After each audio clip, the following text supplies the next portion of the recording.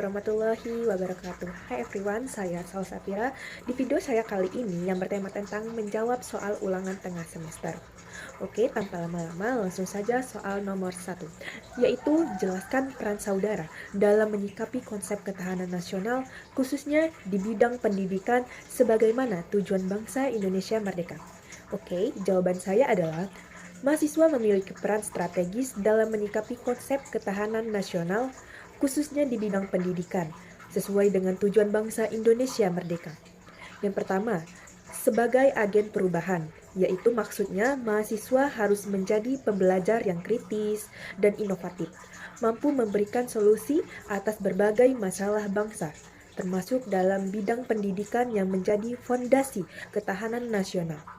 Yang kedua, meningkatkan kesadaran bela negara dan patriotisme, yaitu artinya melalui pendidikan yang mendalam tentang nilai-nilai Pancasila dan sejarah perjuangan bangsa, sehingga mahasiswa memiliki komitmen kuat untuk mempertahankan integritas dan kedaulatan negara.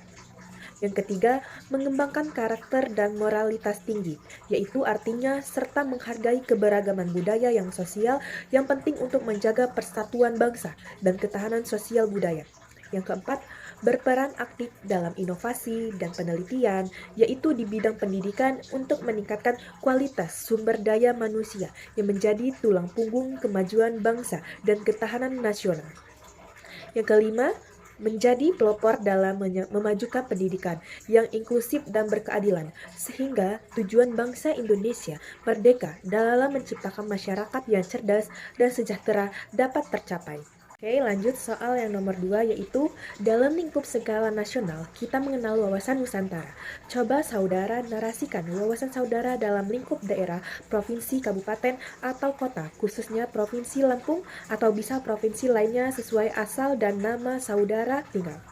Oke, jawaban saya adalah wawasan Nusantara dalam lingkup daerah Provinsi Lampung mencerminkan kesatuan dan keberagaman yang menjadi miniatur Indonesia. Provinsi Lampung memiliki masyarakat yang sangat beragam dari segi etnis, suku bangsa, budaya dan agama, terdiri dari masyarakat adat Lampung, Pepadun, dan Saibatin, serta pendatang dari Jawa, Bali, Sunda, dan lainnya. Pemerintah Provinsi Lampung berkomitmen menanamkan wawasan kebangsaan, toleransi, dan nilai-nilai persatuan agar masyarakat merasa menjadi bagian utuh dari NKRI. Sejalan dengan semangat Pancasila dan Bhinneka Tunggal Ika. Wawasan Nusantara di Lampung juga diwujudkan melalui pelestarian budaya lokal seperti bahasa Lampung dengan dialek Pepadun dan Saibatin, serta ikon budaya seperti Menara Siger di Bakauni yang menjadi simbol kebanggaan daerah. Selain itu, upaya integrasi sosial dan pembangunan merata di seluruh wilayah Lampung dilakukan untuk menjaga kesatuan dan memperkuat ketahanan nasional di tingkat daerah. Secara umum, wawasan Nusantara di Lampung menekankan pentingnya menjaga persatuan dalam keberagaman, melestarikan budaya lokal, dan memperkuat rasa nasionalisme agar daerah ini tetap menjadi bagian integral dari kesatuan Indonesia. Oke, lanjut soal nomor 3, yaitu hak asasi manusia di Indonesia sebagaimana dalam konstitusi kita melindungi seluruh tumpah darah Indonesia. Soalnya, coba saudara terangkan tentang hak-hak wanita dan anak dalam Undang-Undang Republik Indonesia tentang hak asasi manusia.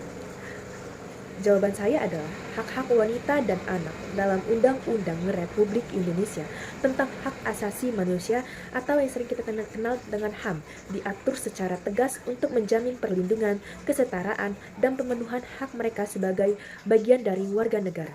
Poin yang pertama, hak-hak wanita. Yang pertama, wanita memiliki hak konstitusional yang sama dengan pria tanpa diskriminasi, termasuk hak hidup, hak mendapatkan perlakuan khusus, dan hak atas perlindungan dari segala bentuk diskriminasi. Yang kedua, Indonesia telah meratifikasi Konvensi Penghapusan Segala Bentuk Diskriminasi Terhadap Perempuan melalui Undang-Undang Nomor 7 Tahun 1984 yang mewajibkan negara menghormati, melindungi, dan memenuhi hak-hak perempuan di bidang hukum, politik, sosial, ekonomi, serta budaya. Yang ketiga, Undang-Undang Nomor 39 Tahun 1919 tentang HAM menegaskan kesetaraan hak wanita dalam berbagai bidang seperti pendidikan, pekerjaan, dan politik, serta perlindungan khusus terhadap kekerasan dan diskriminasi. Oke, poin yang kedua, hak-hak anak. 1. Setiap anak berhak atas perlindungan dari orang tua, keluarga, masyarakat, dan negara, termasuk hak hidup, tumbuh kembang, pendidikan, perlindungan dari eksploitasi serta kekerasan. Yang kedua, Undang-Undang Nomor 39 Tahun 1999 menyatakan anak berhak atas nama, status kewarganegaraan, perlindungan khusus bagi anak berkebutuhan khusus, dan kebebasan beribadah serta berekspresi sesuai usia. Yang ketiga, anak juga dilindungi dari pelecehan seksual, perdagangan anak, penyalahgunaan narkotika, serta tidak boleh dijatuhi hukuman yang tidak manusiawi, termasuk hukuman mati. Yang keempat, penahanan anak hanya boleh sebagai upaya terakhir dengan perlakuan yang manusiawi dan hak atas bantuan hukum yang efektif. Secara keseluruhan, undang-undang di Indonesia menegaskan perlindungan hak asasi wanita dan anak-anak sebagai bagian integral dari pemenuhan hak asasi manusia, dengan kewajiban negara untuk menjamin kesetaraan, perlindungan, dan pemberdayaan mereka demi tercapainya keadilan sosial dan kemanusiaan. Soal selanjutnya yaitu soal nomor 4, yaitu demokrasi di Indonesia membangun kerangka pikir dan perilaku politik warga negara Indonesia. Soalnya jelaskan pendapat saudara tentang itu. Oke, jawaban saya itu demokrasi di Indonesia membangun kerangka pikir dan perilaku politik warga negara dengan berlandaskan pada nilai-nilai Pancasila yang menekankan kedaulatan rakyat, kebebasan, persamaan, dan musyawarah untuk mencapai mufakat. Demokrasi Pancasila mengajarkan bahwa kekuasaan politik berasal dari rakyat dan harus dijalankan untuk kesejahteraan bersama, dengan mengutamakan semangat kekeluargaan dan gotong royong, bukan dominasi mayoritas atas minoritas. Kerangka pikir warga negara dalam demokrasi Indonesia terbentuk melalui kesadaran bahwa kebebasan individu harus diselaraskan dengan tanggung jawab sosial, sehingga setiap warga memiliki hak berpendapat, memilih pemimpin secara bebas dan adil, serta berpartisipasi aktif dalam proses politik. Demokrasi juga menanamkan prinsip persatuan dalam keberagaman, menghargai perbedaan sosial, budaya, dan agama, serta menjunjung tinggi keadilan sosial bagi seluruh rakyat Indonesia. Perilaku politik warga negara dalam demokrasi Indonesia tercermin dalam partisipasi aktif dalam pemilihan umum, musyawarah, dan pengambilan keputusan politik yang dilakukan secara terbuka dan bertanggung jawab. Dengan demikian, demokrasi membentuk warga yang tidak hanya kritis dan mandiri, tetapi juga memiliki kesadaran kolektif untuk menjaga persatuan dan keadilan sosial sesuai nilai-nilai Pancasila. Baiklah, marilah kita lanjut soal nomor 5, yaitu jelaskan hak dan kewajiban warga negara Indonesia yang diatur dalam Undang-Undang Dasar 1945. Oke, jawaban saya adalah hak dan kewajiban warga negara Indonesia diatur dalam Undang-Undang Dasar 1945, khususnya dalam pasal 26 sampai pasal 34. Yang pertama, hak warga negara Indonesia. A. Hak atas pekerjaan dan penghidupan yang layak, pasal 27 ayat 2. B. Hak untuk hidup dan mempertahankan kehidupan, pasal 28A. C. Hak membentuk keluarga melalui perkawinan yang sah, pasal 28B ayat 1. D. Hak anak atas kelangsungan hidup, tumbuh, dan perkembangan, pasal 28B ayat 2. E. Hak mengembangkan diri melalui pendidikan, ilmu pengetahuan, seni, dan budaya, pasal 28C. F. Hak atas pengakuan, perlindungan, dan kepastian hukum yang adil, pasal 28D. G. Hak asasi manusia yang tidak dapat dikurangi, seperti hak hidup, kebebasan beragama, dan perlindungan hukum, pasal 28I. 2. Kewajiban warga negara Indonesia. A. Menaati hukum dan pemerintahan tanpa kecuali, pasal 27 ayat 1. B. Ikut serta dalam upaya pembelaan negara, pasal 27 ayat 3. C. Menghormati hak asasi manusia orang lain, pasal 28J ayat 1. D. Tunduk pada pembatasan yang ditetapkan undang-undang demi kepentingan umum, pasal 28J ayat 2. E. Ikut serta dalam usaha pertahanan dan keamanan negara, pasal 30 ayat 1. Selanjutnya soal nomor 6, yaitu terangkan apa yang dimaksud dengan negara. Oke, jawaban saya adalah negara adalah organisasi tertinggi yang mengatur kehidupan masyarakat dalam satu wilayah tertentu dengan kekuasaan yang sah dan berdaulat. Negara memiliki 3 unsur pokok, yaitu rakyat, masyarakat yang mendiami wilayah tersebut. Yang kedua, wilayah, batas geografis yang menjadi ruang kekuasaan. Dan yang ketiga adalah pemerintah, yaitu lembaga yang menjalankan fungsi negara. Kekuasaan negara bersifat sah dan mampu memaksakan aturan kepada seluruh warga di wilayahnya. Definisi ini menekankan negara sebagai organisasi politik yang mengatur dan mengendalikan kehidupan bersama untuk mencapai tujuan bersama seperti ketertiban, kesejahteraan, dan keamanan. Berikutnya itu soal nomor 7, yaitu dalam pembukaan Undang-Undang Dasar 1945 disebutkan tujuan bangsa Indonesia merdeka. Jelaskan tujuan dimaksud itu. Oke, jawaban saya adalah tujuan bangsa Indonesia yang tercantum dalam pembukaan Undang-Undang Dasar 1945 alinea keempat adalah sebagai berikut. 1. Melindungi segenap bangsa Indonesia dan seluruh tumpah darah Indonesia. Negara bertugas melindungi seluruh rakyat Indonesia beserta wilayahnya, termasuk kekayaan alam, budaya, dan nilai-nilai bangsa agar tetap terjaga dan aman. Yang kedua, memajukan kesejahteraan umum. Artinya, negara berupaya meningkatkan taraf hidup rakyat dengan memenuhi kebutuhan dasar seperti sandang, pangan, dan papan, serta mengembangkan ekonomi dan sosial agar masyarakat sejahtera. Tujuan yang ketiga yaitu mencerdaskan kehidupan bangsa. Artinya, negara bertanggung jawab menyediakan pendidikan yang layak dan berkualitas untuk seluruh warga agar bangsa Indonesia menjadi cerdas dan berdaya asing. Tujuan yang keempat yaitu ikut melaksanakan ketertiban dunia berdasarkan kemerdekaan, perdamaian, abadi, dan keadilan sosial. Indonesia berperan aktif dalam menjaga perdamaian dunia dan menegakkan keadilan sosial di tingkat internasional sesuai nilai kemerdekaan dan perdamaian.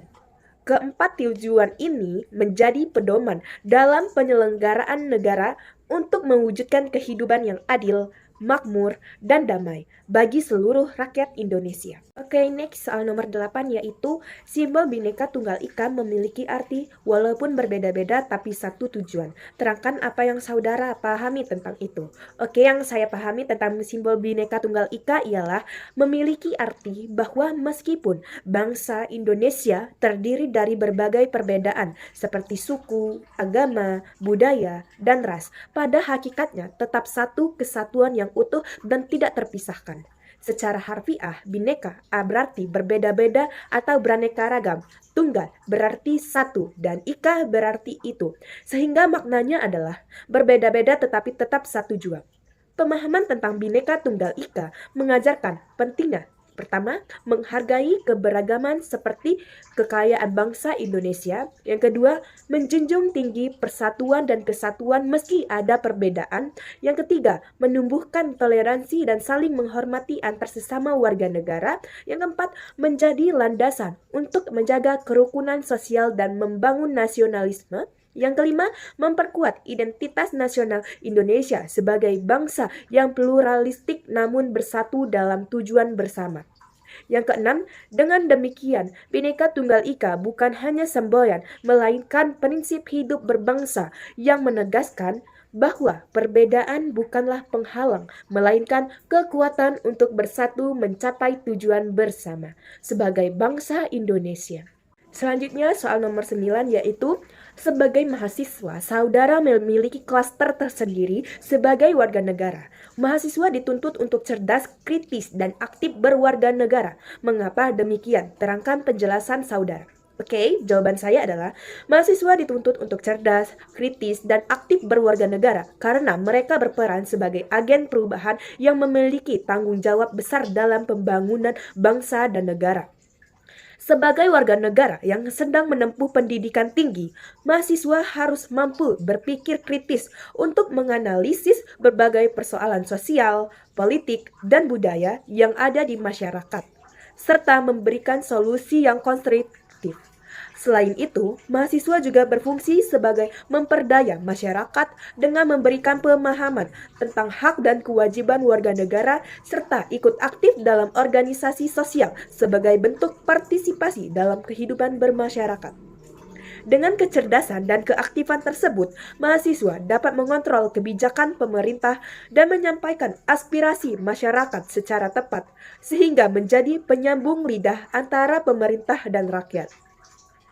Mahasiswa juga diharapkan menjaga dan melestarikan nilai-nilai budaya, bangsa, serta meningkatkan kapasitas diri sebagai generasi penerus yang tangguh dan berakhlak mulia loh, sehingga mampu membawa perubahan positif bagi masa depan Indonesia. Soal terakhir nomor 10 yaitu narasikan pengetahuan saudara tentang civil society atau masyarakat madani yang menghasilkan perkembangan dan pertumbuhan budaya bangsa. Oke, jawaban saya adalah civil society atau masyarakat madani adalah komunitas yang beradab dan demokratis yang menempatkan nilai kemanusiaan, keadilan, dan kebebasan sebagai dasar kehidupan bersama. Masyarakat madani berperan penting dalam perkembangan dan pertumbuhan budaya bangsa karena melalui pendidikan, pelestarian tradisi, dan partisipasi aktif masyarakat, nilai-nilai budaya lokal dapat terus dipertahankan dan dikembangkan. Masyarakat madani juga menumbuhkan toleransi, saling pengertian, dan gotong royong antar warga negara yang berbeda latar belakang, sehingga memperkuat solidaritas sosial dan menjaga harmoni dalam keberagaman budaya Indonesia. Dengan adanya ruang publik yang demokratis, masyarakat dapat menyampaikan gagasan dan berkontribusi dalam pembangunan sosial secara adil dan inklusif. Selain itu, masyarakat madani berperan dalam memberdayakan ekonomi melalui pengembangan usaha kecil menengah dan advokasi kebijakan yang mendukung kesejahteraan umat, yang secara tidak langsung juga memperkuat budaya lokal dan nasional. Pendidikan dan budaya menjadi fondasi utama dalam membentuk karakter warga yang beradab, toleran, dan aktif dalam kehidupan berbangsa dan bernegara. Sehingga masyarakat madani menjadi motor penggerak kemajuan budaya bangsa yang berkelanjutan. Oke, tak terasa di ujung video. Mungkin itu saja jawaban saya dari soal ulangan tengah semester. Semoga apa yang saya sampaikan bisa bermanfaat bagi kita semua. Terima kasih sudah menonton sampai akhir. Saya ucapkan wassalamualaikum warahmatullahi wabarakatuh. Bye-bye.